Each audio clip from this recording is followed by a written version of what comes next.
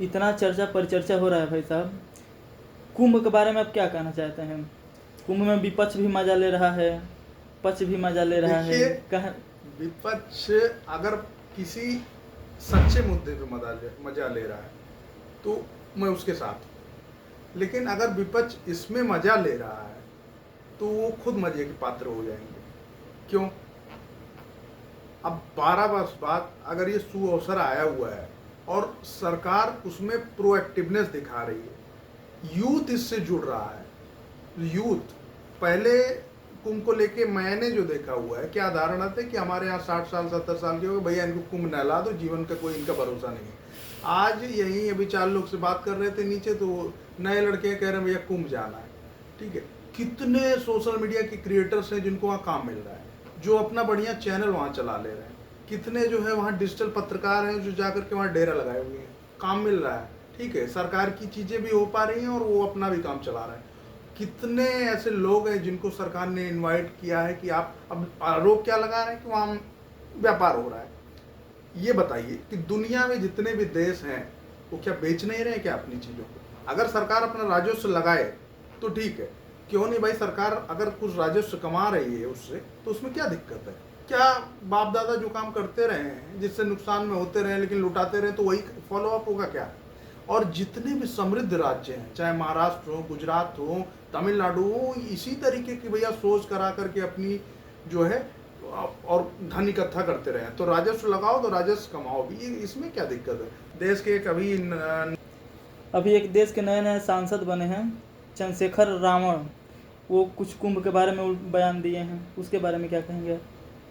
देखिए, वो उनकी अपनी बौद्धिक स्तर को दिखाता है कि किस प्रकार की वो बौद्धिक स्तर रखते हैं, किस प्रकार की उनकी धारणा है।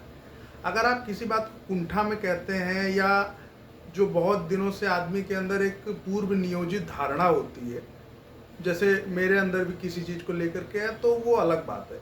लेकिन अगर सकारात्मक दृष्टि से देखा जाए तो 12 वर्षों के बाद संगम गंगा यमुना सरस्वती के पावन घाट पे ये आयोजन का दिन आया हुआ है। सरकार इसको इतने सुचारू रूप से पहले आमंत्रित करती है बिना किसी राजनीतिक भेदभाव के।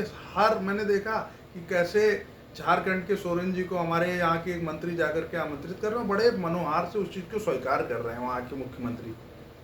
वो तो एनडीए में नहीं है, वो तो बीजेपी की सहयोगी नहीं है, लेकिन उसको स्वीकार किया। उन्होंने बोला कि मेरे राज्य के प्रतिनिधि भी वहाँ जाके स्टॉल लगाएंगे। और सरकार, बहुत सारे लोग कह रहे हैं कि सरकार इससे कमा रही है।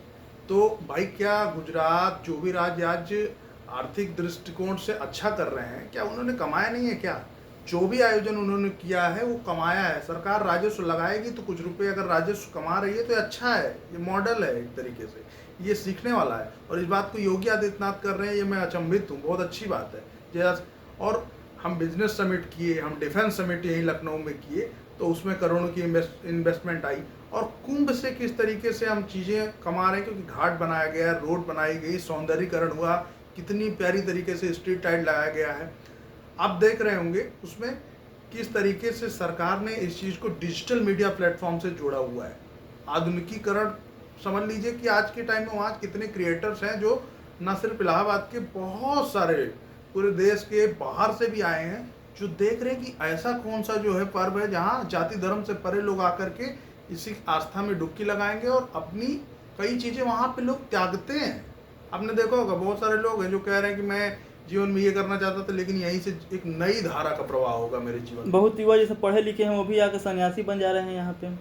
हाँ, तो इसमें क्या हमारे यहाँ सन्यासियों की परंपरा हमारे यहाँ ही तो है। IIT के छात्र आके यहाँ सन्यासी बन रहे हैं, नागा साधु बन जा रहे हैं। हमेशा से रहा है। आप उठा करके देखिए, हिमालय चले जाइए, बहुत सारे लोग हैं जो IIT IAS रहे हैं।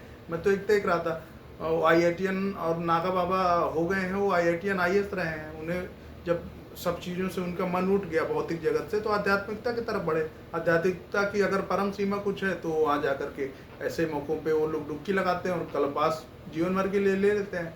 विदेशी ले रहे हैं, रसिया और जर्मनी के। मैं कुछ लोगों को अभी मीडिया में देख रहा था, इंटरव्यू दे रहे थे, तो वहाँ पे जा कर के वो लोग कल्पवास कर रहे हैं, कल्पवास कर रहे हैं पूरे जीवन के लिए। वो आकर के वहाँ पे बोल रहे हैं हम धन्य हो गए हैं। और जहाँ तक है, इससे सीखने वाली बात है। हाँ, अगर आयोजन में कोई गड़बड़ी होती है, इतने आधुनिक तरीके से वहाँ पुलिस लगाई गई है, मीडिया के लोग वहाँ पे जो है रेगुलर आकर के अपनी कवरेज कर रहे हैं, तो उस पर कुछ गलत है, कोई भगदड़ होती है तो उसकी आलोचना हो सकती है सरकार, लेकिन सरकार आयोजन कर रही है उससे पहले ही कोई सवाल खड़ा कर दे कि ये गलत है ये, और जाति धर्म से परे होता है भैया महाकुंभ, तो ये बहुत दुनिया के लिए एक अध्ययन का केंद्र हो सकता है, आ भी रहे हैं लोग।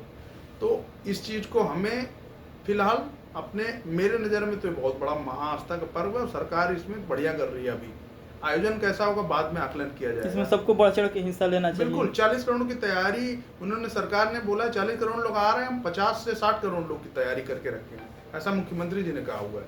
तो ये तो बहुत बढ़िया बात है। और यूथ किस तरीके से, अभी देखा होगा आपने, चाहे वो काशी आरती देखने जाते हैं वो लोग गंगा घाट पे, चाहे लोग जो है चित्रकूट जाते हो, चाहे ये चीज़ें जो बदली है सोशल मीडिया पे, उस चीज़ को युवा व्यक्त करता है, ये धारणा बदली है। पहले अब बूढ़े बुजुर्गों से ज़्यादा तो युवा जाने लगे हैं ऐसी जगहों पे, और सोशल मीडिया क्रिएटर्स को कितना काम मिल रहा है। डिजिटल युग की जो स्वतंत्र पत्रकारिता कर रहे हैं वो लोग जा करके अपनी बात रख रहे हैं और उसमें रोजी रोटी भी कमा रहे हैं। तो ये सीखने की बात है सरकार के लिए भी और सबके लिए, इसमें बहुत बढ़िया सहभागिता है। सबको सहयोग करना चाहिए। बिल्कुल करना चाहिए, अगर कुछ अच्छा होता है तो उसका पार्ट बनना चाहिए, ना कि उसकी हमेशा आलोचना करनी चाहिए।